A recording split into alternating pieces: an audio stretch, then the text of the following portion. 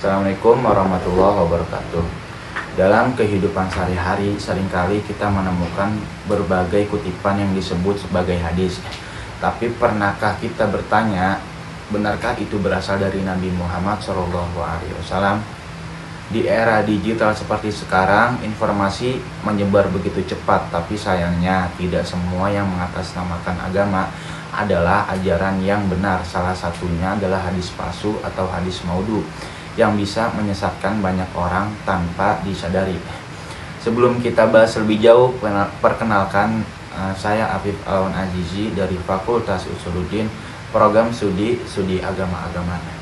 Dalam video ini saya akan mengajak kita semua untuk memahami lebih dalam tentang apa itu hadis maudhu, bagaimana sejarah kemunculannya, dampaknya bagi umat, dan tentu saja bagaimana cara kita menghindarinya.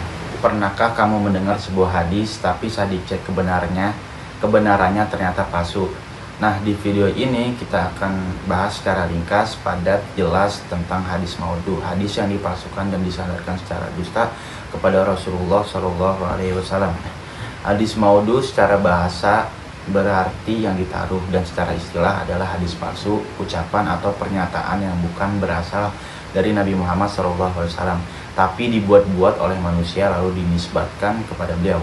Pemalsuan hadis ini bukan hal baru, bahkan sejak masa Nabi hidup telah ada orang-orang yang berani berdusta atas nama beliau, dan ini bukan hal perkara sepele karena Rasulullah sendiri bersabda, barang siapa yang berdusta atas namaku dengan sengaja, maka hendaklah ia siap menepati tempatnya, duduknya di neraka. Hadis riwayat Bukhari dan Muslim.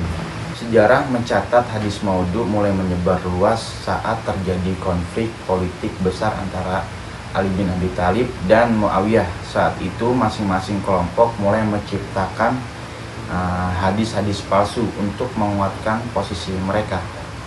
Bahkan ada yang secara terang-terangan mengaku memasukkan ribuan hadis.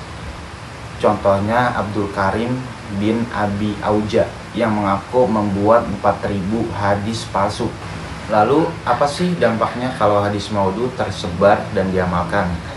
Pertama, bisa memecah belah umat Islam karena tiap golongan mengklaim kebenarannya berdasarkan hadis palsu buatan mereka sendiri.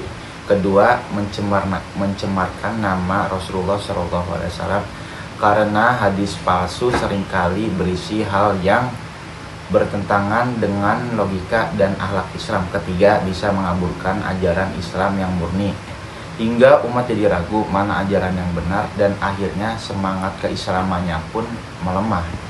Lalu bagaimana cara mengenali hadis palsu? Dari sisi sanad, biasanya salah satu perawinya adalah pendusta, tidak dikenal atau tidak pernah bertemu dengan gurunya. Dari sisi matan atau isi, kadang bahasanya janggal, isinya berlebihan atau bertentangan dengan ayat Al-Quran dan hadis sahih lainnya. Contohnya hadis yang mengatakan barang siapa membaca la ilaha illallah akan menciptakan burung dengan 70.000 lisan, dan setiap lisan meminta ampun untuknya. Nah, teman-teman semuanya, sebagai umat Islam, penting bagi kita untuk tidak hanya semangat dalam beragama, tapi juga cermat dalam menerima informasi.